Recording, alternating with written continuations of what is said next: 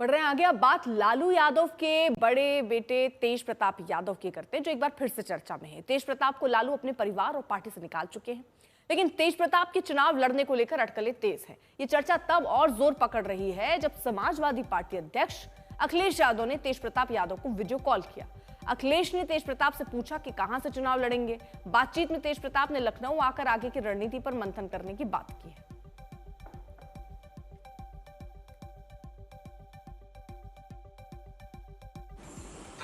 कहाँ से लड़ोगे चुनाव?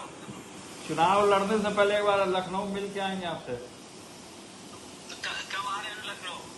आ रहे हैं, इधर ही आएंगे हम। ठीक है, मुझे बताना आप जब आएंगे। ठीक ठीक, एक दो दिन पहले मैं कॉल कर लूंगा आपको। हम लोग कार्यक्रम कर रहे हैं अच्छा अच्छा गंगा के किनारे।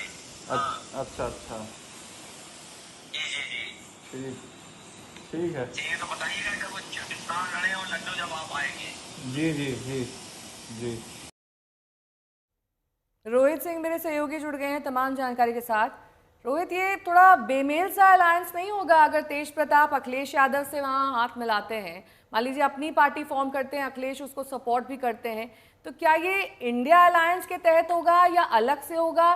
क्योंकि बिहार में तो समाजवादी पार्टी का कोई खेल है ही नहीं वहाँ पर। देखिए, जहाँ तक के तेज प्रताप के चुनाव लड़ने की बात है तो ये बात बिल्कुल साफ है। तेज प्रताप ने खुद ही कई बार कह दिया है कि चुनाव तो वो लड़ेंगे।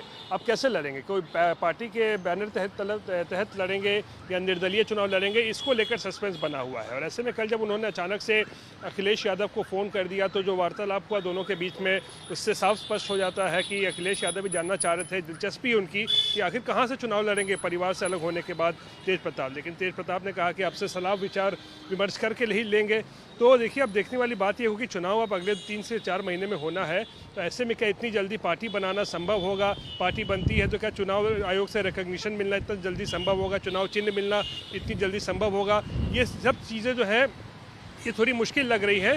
तो मुझे लगता है कि हो सकता है वो निर्दलीय ही चुनाव में मैदान में उतरने की जो है वो सोच सकते हैं। लेकिन एक बात स्पष्ट है कि तेज प्रताप यादव परिवार से अलग है, आरजेडी से निकाले गए हैं, लेकिन इस बार का विधानसभा चुनाव ज़रूर लड़ेंगे और इसके लिए वो अखिलेश यादव से भी जो है सलाह और विचार विमर्श जो है वो करते नजर आ रहे हैं। जी रोहित, देखिए, इससे पहले उन्होंने ये भी कहा था कि वो सीट बदलेंगे। अखिलेश यादव का ये पूछना कि किस जगह से चुनाव लड़ोगे, ये क्या दर्शाता है? और दूसरा सवाल मेरा ये है कि तेज प्रताप इस वक्त ये दिखाने की भी कोशिश कर रहे हैं कि सबके साथ, मतलब कौन कौन उनके साथ है, ये वो दिखाने की कोशिश कर रहे हैं, और इसीलिए जो बातचीत हुई उसको बकायदा रिकॉर्ड करके सामने रख दिया उन्होंने।